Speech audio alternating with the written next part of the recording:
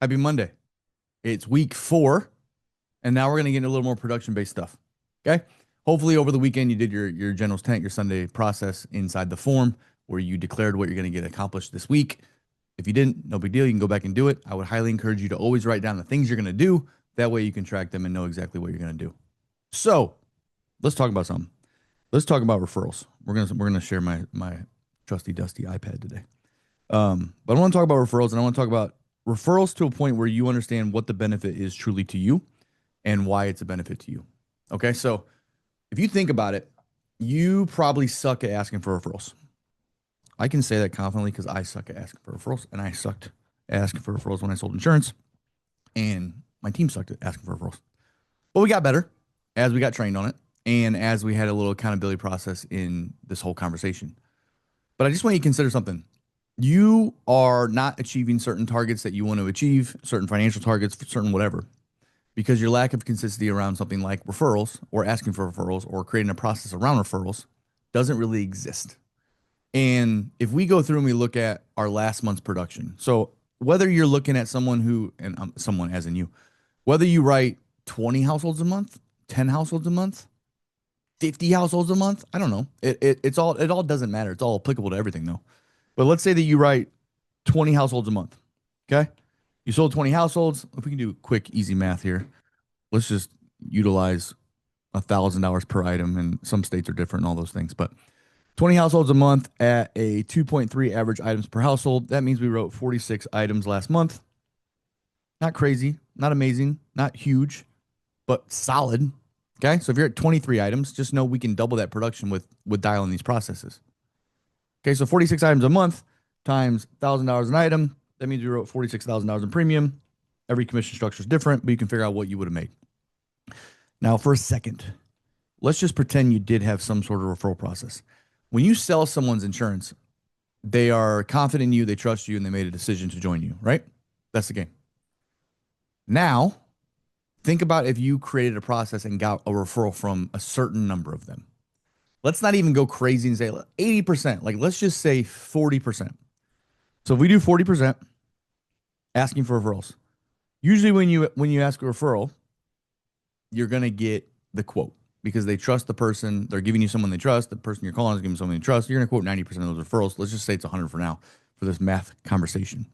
20 households times 0.4 gives us 8 new households to quote. Okay. Referrals close at about 30 to 40%. So we'll go right in the middle and say we're going to close 35% of the referrals. You could even say that they close 50% of the time, 60% of the time, because it really is a strong conversation. But let's just say we close 35%, which is going to be, it's going to round up.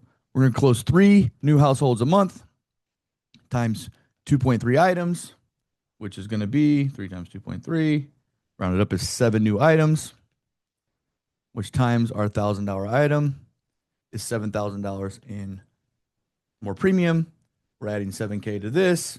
All of a sudden, we got $53,000 in production instead of 46. If your tier in a commission structure that you might be involved in gives you more money at a $50,000 point or an item point or whatever, you just unlocked it with people you already have on the phone by just asking a question. And developing what type of question you have or you desire or you are comfortable with is your responsibility. I can give you all of the type of scripts or ideas and all those things that you need. But you ultimately got to come up with what feels good for you when it comes out of your mouth. Right? So think about this. If I'm on the phone and we're doing amazing and I stop and say, hey, Stacy, real quick, I got one question and this would help me tremendously. What person can I call and offer the same service I just did for you? And hopefully take care of them, save them money, get them better coverage or whatever.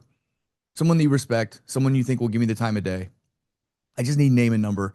And by the way, our agency does X, Y, and Z for every single referral that we quote. So I'll make sure I get that gift card out to you or whatever. That's not aggressive. That's not demanding a referral. That's also not saying, hey, if you ever think of anybody, here's my number, give it to them. It's directly saying, who do you know right now to give me a name and number? They may say, well, I'm not real sure. Stacey, how are you? Cool. Can you think of anyone? Because we're having a little contest. Like you can go into any sort of avenue you want to have the conversation, but ultimately your goal is to get a name and number. You could do this on any type of phone call if you feel like the rapport is solid. So we talked a few videos about building trust. If you build trust with someone, you can ask the question. It's not offensive. It's not intrusive. It's not mean. It's not direct. It's truthful. It's honest. Stacy, you can help me. We've talked for 40 minutes now. Help me build my business, support my family, make my dreams come true, all of those things. But the only reason we don't do it goes in this box. It starts with an A, and we don't make an ass out of ourselves. We simply don't ask. That. And that goes for sales and everything else. We don't ask. We're going to get into asking for the sale and stuff like that. But we just got to ask. Even when you start to build referral networks inside of COIs and mortgage companies and referrals and realtors or any B2B or anything, the reason we don't get constant flow of referrals is because we don't ask the question and we do this vague BS follow up. I'm just checking in, or here's your donuts, or whatever. Instead of saying, hey, is there anyone I can help today? There's someone on your desk right now that I can help, that I can show you my value to you and your customer.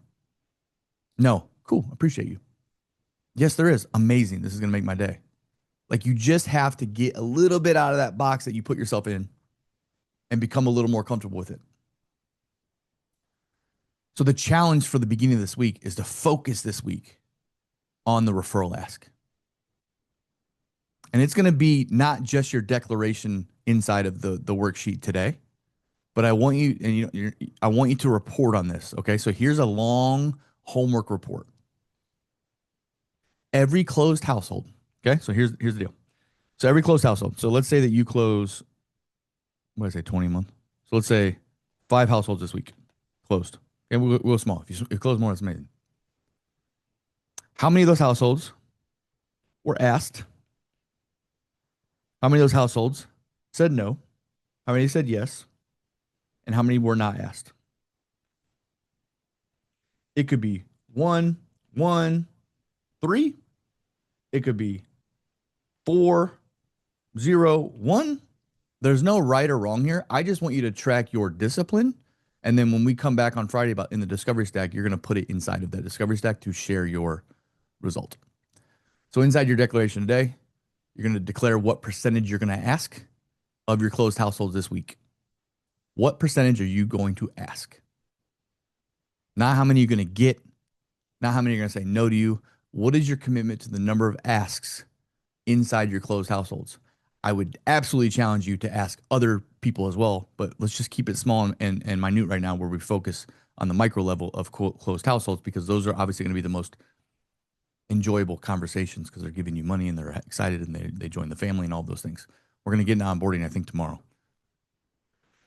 which is another opportunity. But ask. Just ask. I promise you, this is the main thing that I want you to hear me say.